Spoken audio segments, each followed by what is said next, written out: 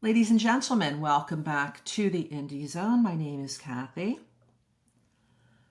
On the 29th of January 2025, a notation appeared on the Ada County Clerk of Court's case summary page, which appears to be just another stipulation of the many stipulations that have been filed in this case by the parties dating back to when they stipulated to the entry of the original non-dissemination order way back on January 3rd, 2023. The document I'm referring to is dated the 28th of January, 2025. It is entitled Stipulation. It's a PDF, so therefore, as we know, any documents that have a PDF as opposed to a lock and key icon next to it refers to a public document. So this document will be available to the public at some time on the court docket. And you can go and review the case summary page, which I encourage you to do if you have an interest in this case, and also the items that are docketed on the court's records in the Idaho Cases of Judicial Interest website. Go down to Idaho versus Kohberger, and you can review this item on the case summary page, the stipulation.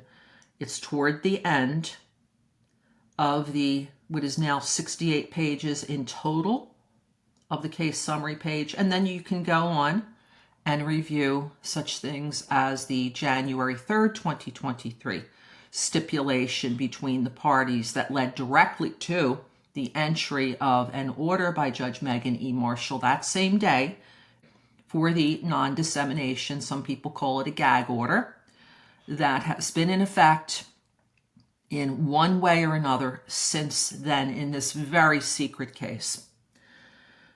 This document, the stipulation says, stipulated motion to extend deadline to file motions in limine. And we will have an opportunity, as I've said, once this item hits the docket, but we can tell just from this title. This is a stipulation, so it's an agreement between the parties. It's a motion, which is an application for a court order that both of the parties, the state and Mr. Kohberger, are going to the Honorable Judge Stephen J. Hippler and asking the court to enter an order, to extend deadlines to file motions in limine. Now, in looking at this document, because the motions in limine appear on the pretrial and trial order that Judge Stephen J. Hippler rendered back on October 9th, 2024, they are effectively seeking to change that pretrial and trial order. We go to page number 2. It's unnumbered. Under B, section B, motion section, you will see some very familiar items here. Motions to strike the DP and a schedule for the briefings. A motion regarding motions to compel any matters relative to discovery and briefing schedule.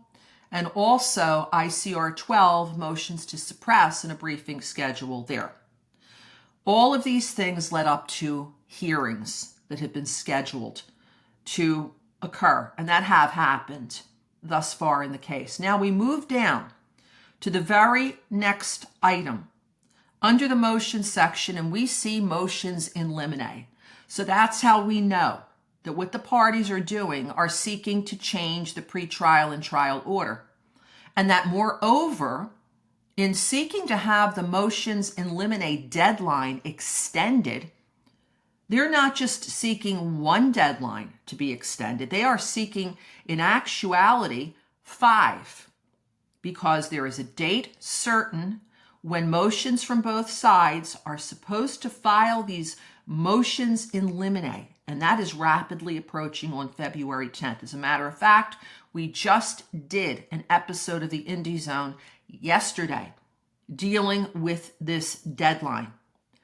Then we see the responses to either party's objections to the other side's motions in limine due on a date certain, and then finally replies due on a date certain, and that the court has set aside 2 dates to entertain, if necessary, the hearings on the motions in limine, exactly what he did with the motions for discovery and to suppress evidence. He stated that there would be a date certain for one to be entertained at oral argument by Judge Hippler, the 23rd of January, and if necessary, would continue on to the 24th. This is exactly the same language that appears on the section relative to the motions in limine. Now, we have not yet had an opportunity to see how much time the parties feel they need over and above these deadlines here. But again, for certain, if the deadline for the motions in limine get adjourned, get extended by even a day, the responses must be extended, the replies will be extended, and then possibly even the hearings, unless the parties agree to less time. And to keep this schedule intact, which might or might not be a good idea because they don't know what the other side's motion in limine or motions in limine will say at this time. We will continue to monitor the docket for when this stipulation appears, but I wanted to bring to your attention the fact that in seeking the stipulated motion that they did, they're seeking to change this pretrial and trial order as it relates to deadlines for when both sides are to file these motions in limine. And just briefly, we touched upon what a motion in limine is in a prior episode of the Indie Zone here on YouTube. If you haven't had an opportunity to review the same, please do so.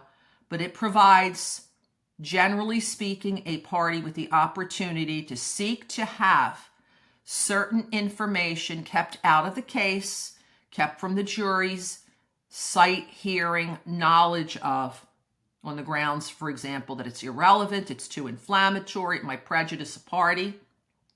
There must be legal grounds for a party to bring a motion in limine because, let's face it, all of the evidence against Mr. Kohberger that's in the case is prejudicial to him, but there are grounds where, for example, if something were said about him that doesn't relate to the crimes that he is charged with and he remains innocent under the law, until or unless he is adjudicated or pleads guilty, might prejudice the jury. That's what a motion in limine does. So we will continue to monitor the docket. If you have any questions or comments, they are always welcome, always appreciated. And if you do like this content, please subscribe to this channel. It really helps our channel grow. This is Kathy. Thank you very much for joining us here today at the Indie Zone.